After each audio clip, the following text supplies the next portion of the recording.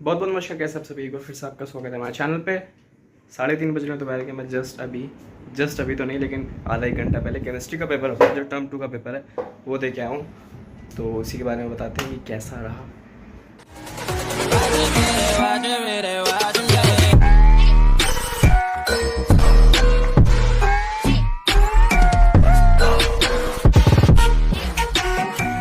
In general अगर बात करी जाए तो पेपर आसान था। जितने भी सेट थे 3 या 4 सारे आसान थे। मेरा सेट 1 था। तो मतलब इस बार सीबीएसई टर्म 1 वाला खेल नहीं करेगी। एक सेट मुश्किल देगी, एक सेट हार्ड देगी। तो जिसको ईजी मिला उसका अलग बहुत अच्छा, उसका पेपर बहुत अच्छा जाएगा। जिसको हार्ड मिला उसकी नैया फाड़नी होगी। तो वो वाला केस नहीं है। और जितने मैंने अभी तक सीबीएसई पेपर देखे, चाहे वो हिंदी का हो, चाहे वो 10th के पेपर्स रहे हो, चाहे मैथ का 10th का पेपर होता, चाहे हमारा भी जो केमिस्ट्री का पेपर था, पेपर मॉडरेट लेवल जैसा सीबीएसई सब्जेक्टिव पेपर बनाती वैसे ही बना रहा है इस बार भी। तो पेपर इन शॉर्ट ईजी था। अब मेरे भगवान की किस्मत इतनी अच्छी है, भगवान ने इतनी अच्छी किस्मत दी है कि पूरे क्लास में सबसे पहली बेंच मिली। पहली बात तो मुझे बैठने के लिए। उसके बाद तैयारी तो डिसेंट सी थी, जैसे आप लोगों की तैयारी होगी वैसी मेरी भी थी। क्वेश्चंस करके गया था, सैम्पल पेपर्स लगा के गया था, ठीक ठाक तैयारी करके गया था। तो जो 15 मिनट का रीडिंग टाइम होता है उसमें पेपर मिला, पेपर पढ़ा। अब देखो इन सब पेपर में तो वो 15 मिनट में आपको पता चल जाता है कि आपके कितने मार्क्स आ रहे हैं। बाकी तो 1.5 घंटे 2 घंटे की फॉर्मेलिटी होती है लिखने के लिए। तो वो 15 मिनट जो पेपर पढ़ा उसमें से 1-2 क्वेश्चन हार्ड लगे, ट्रिकी लगे, या जिसमें ज़्यादा दिमाग लगाना था, चलो कोई बात नहीं। एम था कि चलो जो पहले से टारगेट करके गए थे 30 के अराउंड या 30+, वो एम करते हैं, पेपर लिखते हैं, उस हिसाब से लिखा गया। अब मेरे साथ हुआ ये था, जो 1-2 क्वेश्चन में फंसा था मैं, जो ट्रिकी था। एल्डिहाइड मैंने 3 या 4 तारीख को पढ़ा था, पेपर से 3-4 दिन पहले, और अच्छे से पढ़ा था। तो आई थॉट कि पेपर की सुबह को मैं जल्दी उठ के सिर्फ एल्डिहाइड अमीन्स ये रिवाइज करके चला जाऊंगा। मैंने अमीन्स ठीक ठाक रिवाइज करा, एल्डिहाइड में सिर्फ ऊपर से देख के चला गया। तो पेपर के टाइम जो एल्डिहाइड की रिएक्शंस आई थोड़ी बहुत, वो मेरे उस टाइम पेपर में दिमाग में नहीं आई। तो जो 1-2 क्वेश्चन फंसे 3-4 नंबर के, वो एल्डिहाइड के बेसिकली क्वेश्चन फंसे, उसको छोड़ के सारी चीज़ें हो गई। तो अब वो मैं एग्जैक्ट मार्क्स तो यहाँ बताऊंगा क्योंकि सब्जेक्टिव पेपर है, और एग्जैक्ट मार्क्स मुझको भी आपको भी रिजल्ट के दौरान पता चले तभी ज़्यादा अच्छा है। लेकिन हाँ, 3-4 नंबर का पेपर गड़बड़ हुआ है, बेसिकली एल्डिहाइड वाले पार्ट से गड़बड़ हुआ। रीज़न भी ठीक ठाक है मेरे पास। चाहता मैं तो वो 3-4 नंबर का भी गड़बड़ नहीं होता। बाकी पेपर डिसेंट सा गया, ठीक ठाक गया। और ये भी एक थोड़ी क्लैरिटी आ गई कि सीबीएसई पेपर थोड़े ठीक ठाक ईजी बनाया है, और आगे भी पेपर मॉडरेट लेवल के ही आएंगे। बात करी जाए जेई और टर्म 2 मैनेज कैसे कर रहे हो कि नहीं कर रहे, तो ऑब्वियसली बात है जेई को पूरा तो छोड़ नहीं सकते कि एट द एंड वही परफॉर्म करना है, उसी नंबर लाने हैं। अब तो थोड़ा बहुत बोर्ड्स फॉर्मेलिटी टाइप भी हो रहा है, उसकी महत्व कही जाए तो कम हो गई है। तो अभी ऑब्वियसली बात है कि पिछले कुछ दिन केमिस्ट्री का जब पेपर आया तो जेई की पढ़ाई डाउन हो गई। वैसे मेरा टारगेट रहता है कि मैं टॉपिक्स रिवाइज करूँ रोज। फिजिक्स केमिस्ट्री में अगर तीनों टच हो जाए तो और अच्छी बात है, वरना physics chemistry math 2 subject per day topics touch करूँ। हो सके तो पूरा एक चैप्टर रिवाइज करूँ, मेरे पास शॉर्ट नोट्स है, और फिर उसके PYQs लगाऊँ। मतलब हो सके एक जैसे केमिस्ट्री थर्मोडायनेमिक्स है, उसमें से अगर फर्स्ट लॉ हुआ सिर्फ उसके टॉपिक्स के PYQs लगा लिए। अगर पूरा चैप्टर ही रिवाइज हो गया एक दिन में तो पूरे चैप्टर के PYQs लगा लिए। मॉक्स की जहाँ तक बात है तो हफ्ते में 2 या 3 मॉक्स, बेसिकली संडे वेडनेसडे को 1-2 दिन मेरे फिक्स है, मैंने आपको पहले ही बताया था। उस हिसाब से मॉक्स लग जाते हैं। तो बिल्कुल ख़त्म ना आप कर रहे होगे बिल्कुल टर्म 2 की वजह से, ना मैं करना चाहता हूँ। हाँ, थोड़ा बहुत मैनेजिंग में प्रॉब्लम होगी। खैर अभी इंग्लिश है, पूरा साल नहीं पढ़ा, तो उसको फिर ज़्यादा टाइम देना पड़ेगा। जेई में और कम टाइम जाएगा, थोड़े अप्स डाउन आएंगे, लेकिन बिल्कुल ख़त्म तो कर ही नहीं जा सकती क्योंकि मेन टारगेट वही है।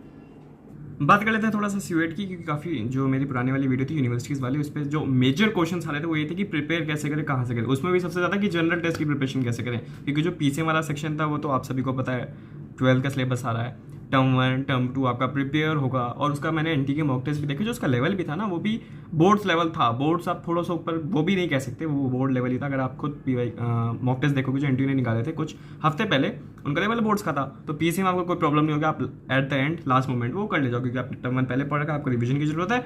और खासकर जो जेईई के एस्पिरेंट है उनकी तो और ज़्यादा प्रिपरेशन होगी, 12th के जो शुरुआत के चैप्टर है, और टर्म 2 तो आप कर ही रहे हो।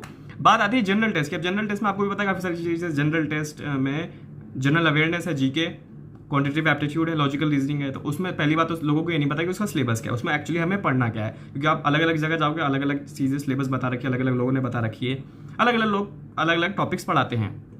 तो वो कन्फ्यूजन मेरे मन में भी थी, उसके लिए मैंने मंगाया था ओस वाले के 2 क्वेश्चन बैंक। एक लॉजिकल रीजनिंग, और लॉजिकल रीजनिंग में वर्बल नॉन वर्बल दोनों इंक्लूडेड है। एक क्वांटिटेटिव एप्टीट्यूड, जो बेसिक मैथ्स जिसे आप कहते हैं क्वांट्स कहते हो वो।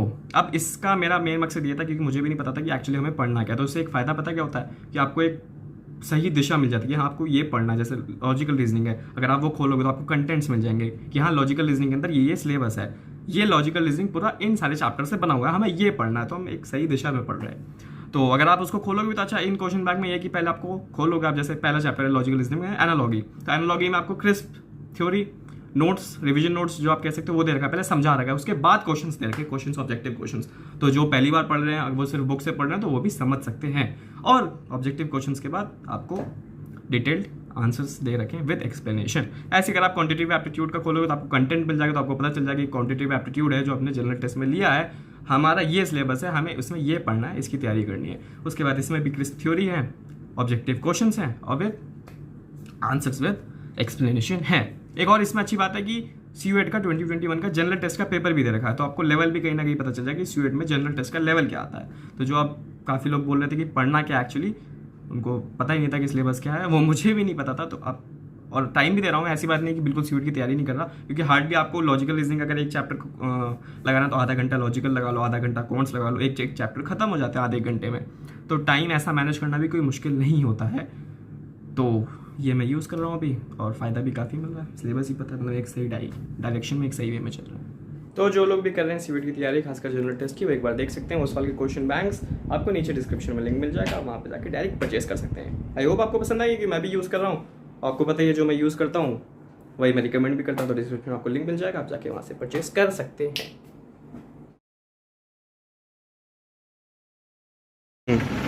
बता फिर कैसा क्या पेपर भाई 30 से ऊपर आ भाई 30 से ऊपर आ झूठ नहीं बोलना, जेन्युइन लोग बनना। हाँ सही बता रहे 30 से ऊपर आ रहे हैं? हाँ हाँ पक्का? आराम से पता नहीं यार 25 और 30 के बीच में आएगा, थोड़ा अप डाउन हो गया। बढ़िया भाई, ये तो कॉमर्स का है। ऑर्गेनिक कैसे की रेंज है भाई? बढ़िया बढ़िया, सच में? LDAT के सारे क्वेश्चन? हाँ ज़्यादा तो ना भाई यार मैंने LDAT पढ़ी नहीं, पढ़ी क्या मतलब, आई नहीं, होगी नहीं मुझसे क्वेश्चन। भाई चल रहे मार्केट में कॉमेडी ठीक। इन शॉर्ट सारे दोस्त लोग टॉपर ही हैं यार।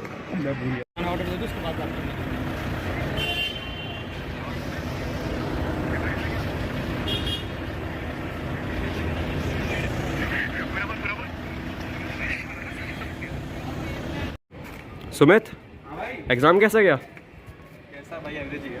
अमन तेरा? मेरा भी सेम। चलो all the best for next exam. भाई मैं मजा करने वाला हूँ। मैं तो मजे ले रहा था। गाइस स्क्रिप्टेड की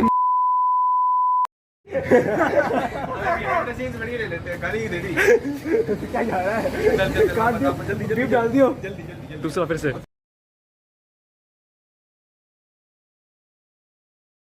ज़्यादा ज़्यादा वापस टर्म वन की बात कर लेते हैं। इंग्लिश का मैं कोई प्रिपरेशन ब्लॉग नहीं डालूंगा क्योंकि उसमें ज़्यादा ऐसी कोई प्रिपरेशन होती नहीं है।